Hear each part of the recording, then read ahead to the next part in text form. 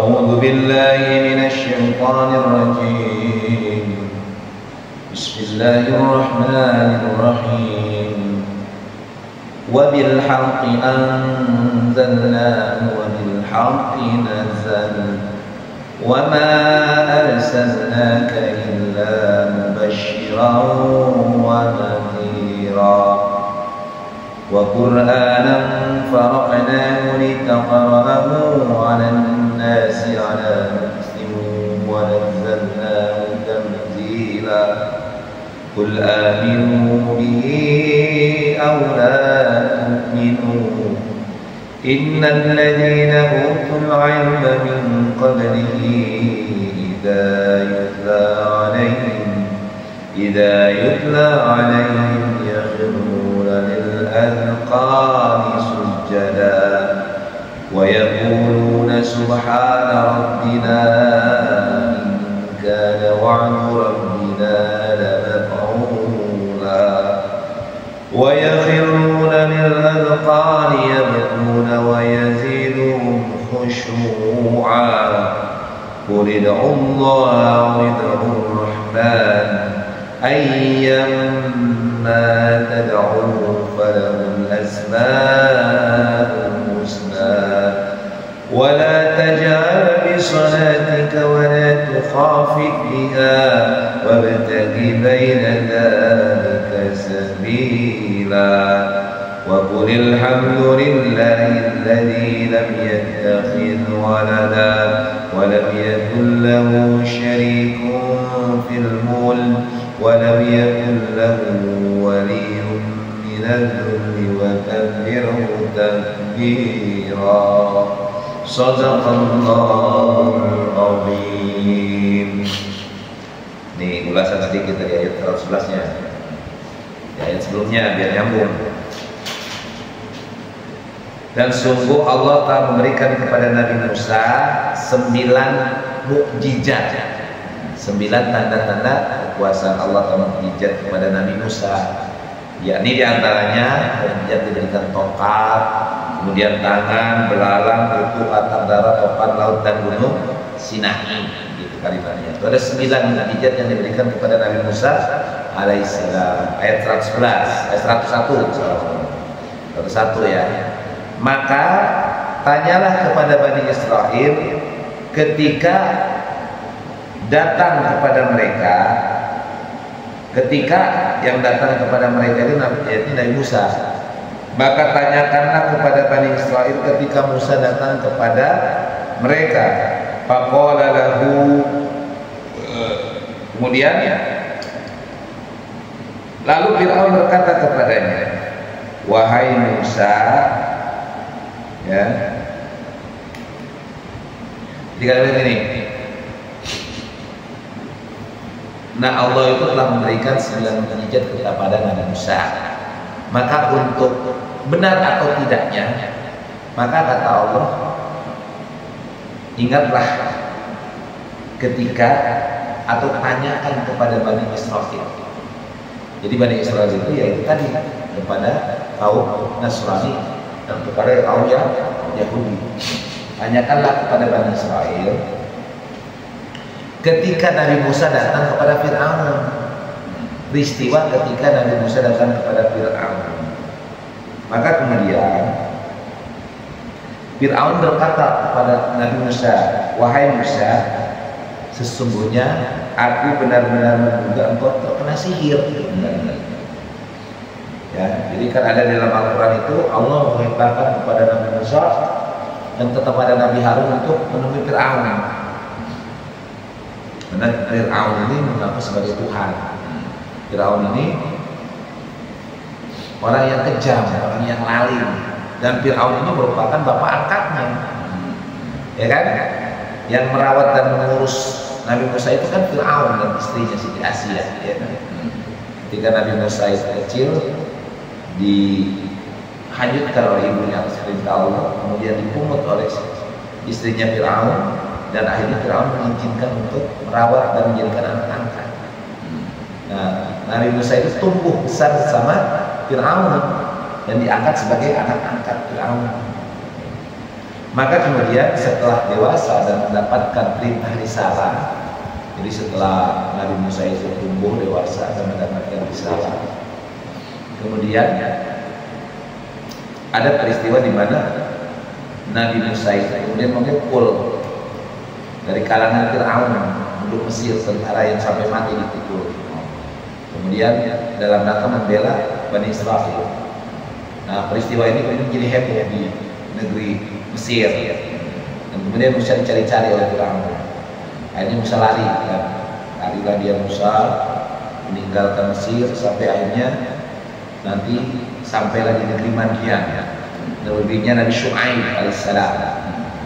Ya, dan Nabi Syuaib sejaman dengan Nabi Musa tapi tua. Dia memiliki putri, diceritakan dalam kisah itu ada dua putri Nabi Syuaib yang diketahui oleh Nabi Musa sedang ingin ngasih minum unta-unta gembala-gembalaannya. Tapi mereka di belakang aja, sedangkan di sumur tempat gembala itu penuh orang yang saling gantian memberikan minuman terhadap gembala-gembalanya.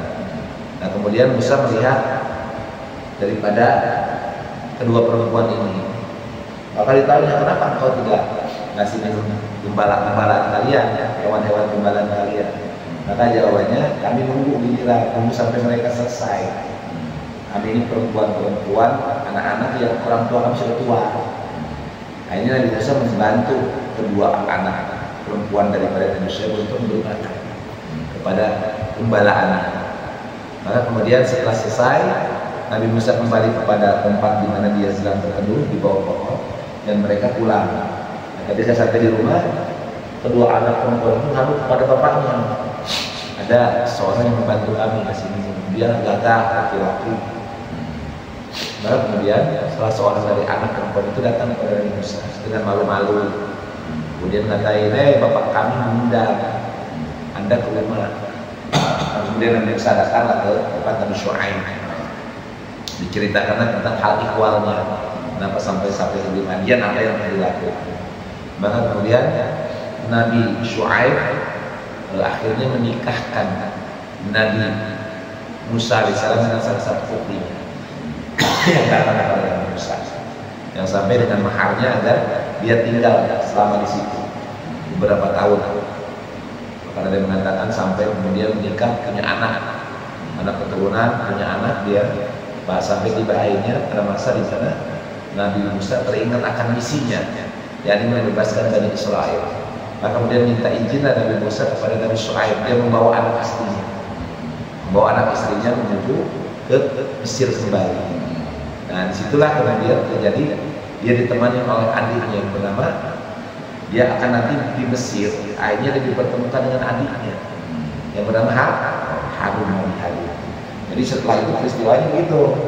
Jadi ketika kembali ke Mesir bersama istrinya, dia dicarilah keluarganya sampai hanya bertemu dengan keluarganya yang asli, ibu kandungnya, dan dia punya adik kandung namanya Nabi Harun. Nah, peristiwa itu kan tidak jelas, tidak terlalu rinci dijelaskan oleh Al-Quran.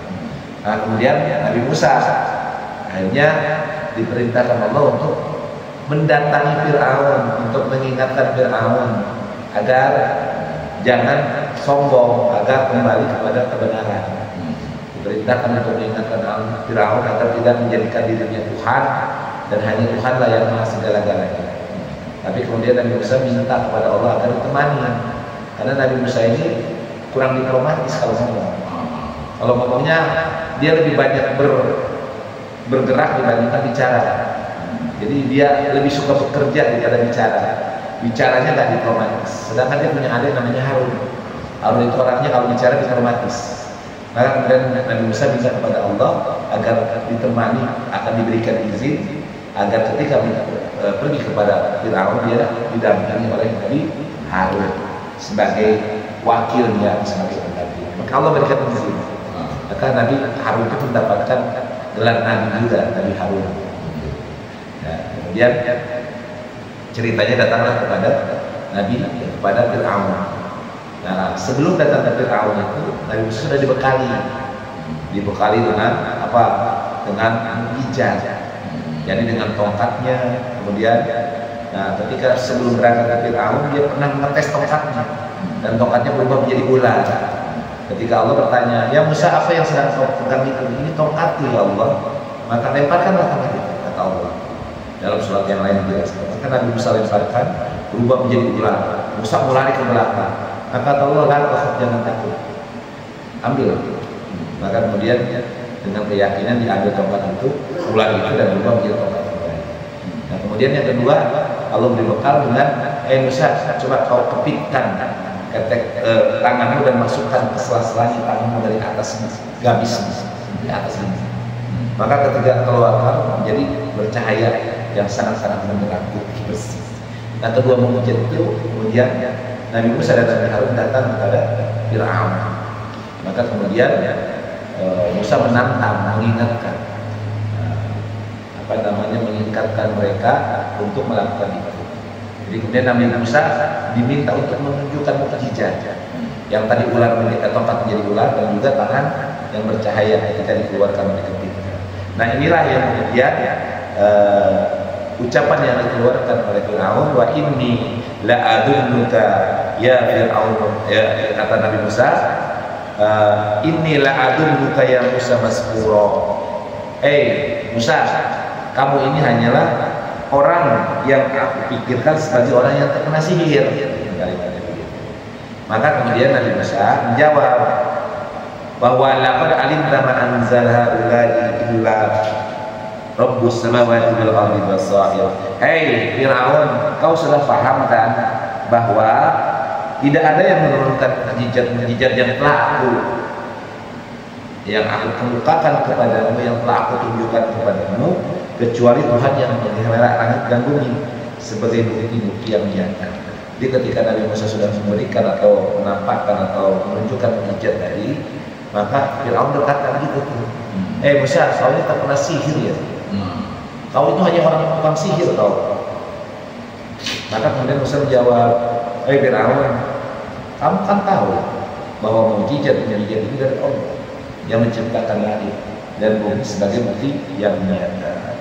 Dan aku menyatakan kepada engkau, dan aku berpikir engkau lah orang yang masburo, yakni orang yang pasti binasa. Gitu kalimat. Kemudian setelah itu barulah terjadi kemudian Fir'aun hendak mengusir Nabi Musa.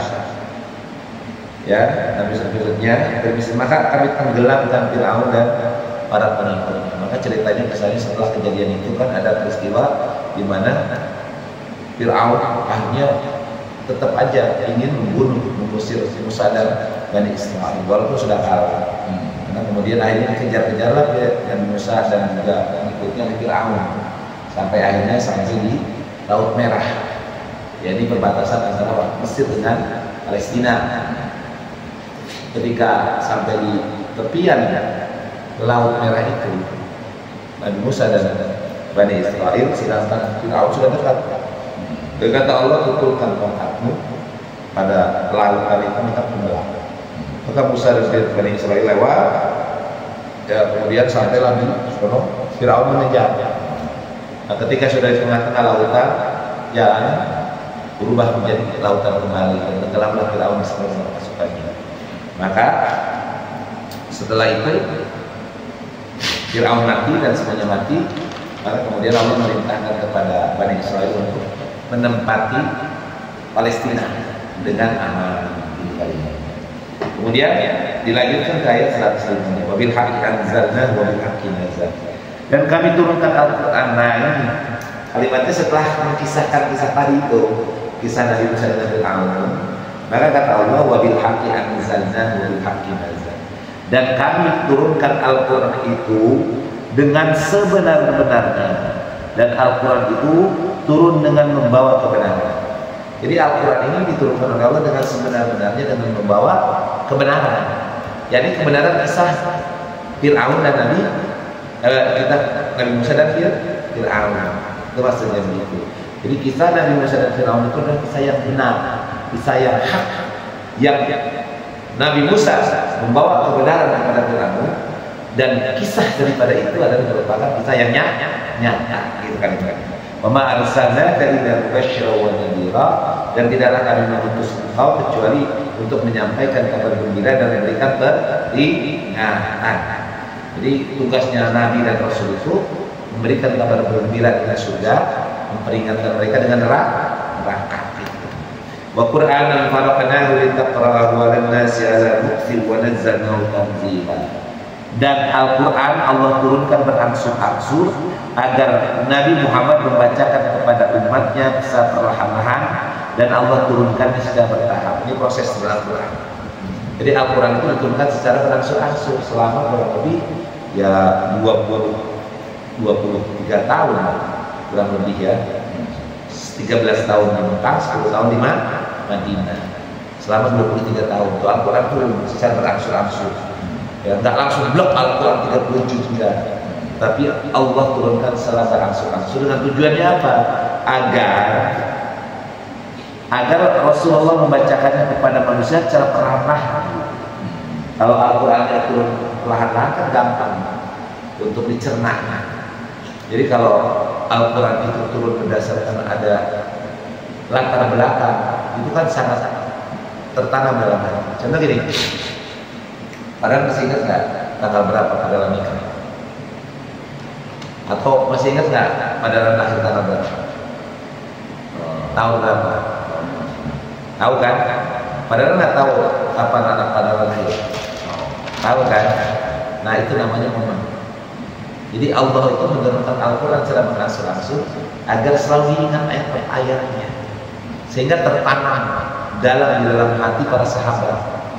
Makanya kalau kita ingin memahami Al-Quran dan Al-Quran dalam hati, harus ada paham dengan momen-momen ini.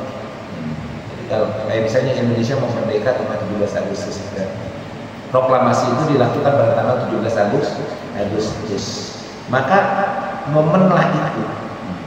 Nah itulah Al-Quran diturunkan selama 23 tahun di Mekah dan di Madinah secara berangsur-angsur, bertahap-tahap, agar Rasulullah gampang membacakan kepada umatnya, dan umatnya pun menerima dengan penuh pemahaman yang jelas.